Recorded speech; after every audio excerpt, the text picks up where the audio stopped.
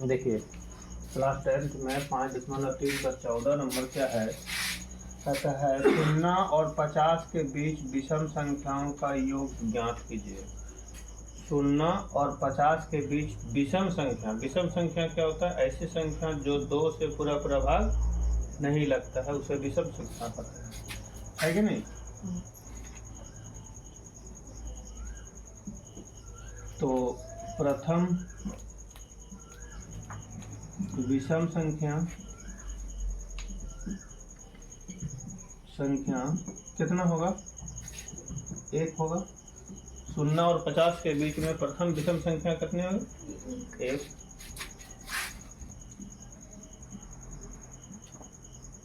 अंतिम विषम संख्या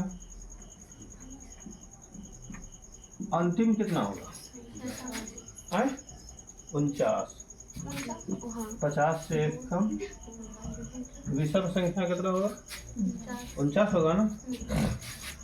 प्रत्येक बार विषम संख्या में कितना बढ़ेगा? n निकालना है ना, तो हम SN का प्रयोग कर सकते हैं। पहला और अंतिम दिया हुआ है कि नहीं? डी नहीं हो निकालेंगे चलेगा। तो चूंकि SN बराबर n/2 a प्लस l होगा कि नहीं? बताइए अंतिम में कितना है? 49 है। नहीं, n का मान निकालना है। इस विधि से चलेंगे तो होगा। ये संख्या रहता तब तो n का मान निकल जाता है। ये संख्या तो नहीं है, योग तो नहीं दिया है, इसके लिए आपको d निकालना होगा। क्या निकालना होगा? d निकालना होगा। और जब d निकालना होगा तो इसके लिए d अर्थात सार्व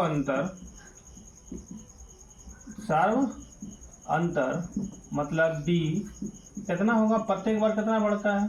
2 बढ़ता है, क्योंकि 1 होगा, 1 के बाद क्या होगा? विषम संख्या 3 होगा, 3 के बाद विषम संख्या 5, 5 के बाद 7, तो कितना बढ़ रहा है? 2। तो d निकला। क्योंकि an बराबर a plus n-1 into d। अंतिम पद कितना है? 49।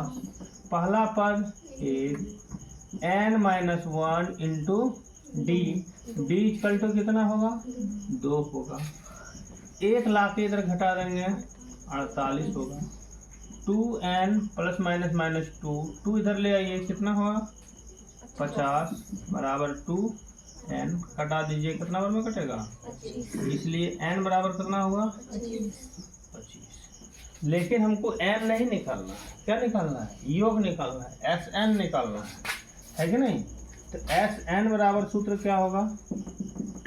SN बराबर n/2 a प्लस l भी लिख सकते हैं और 2a plus n-1 into d भी लिख सकते हैं।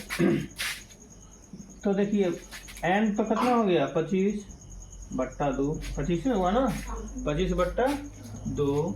और यहाँ पहला पद कितना है? 1। अंतिम पद कितना है? 49। कितना होगा? 25/2 गुनी 50। 25 बार में कटेगा, 25 हाँ 625। ये आंसर हो गया। होगा नहीं? क्या क्लियर? ठीक ठाक है? चलिए सब लिखो।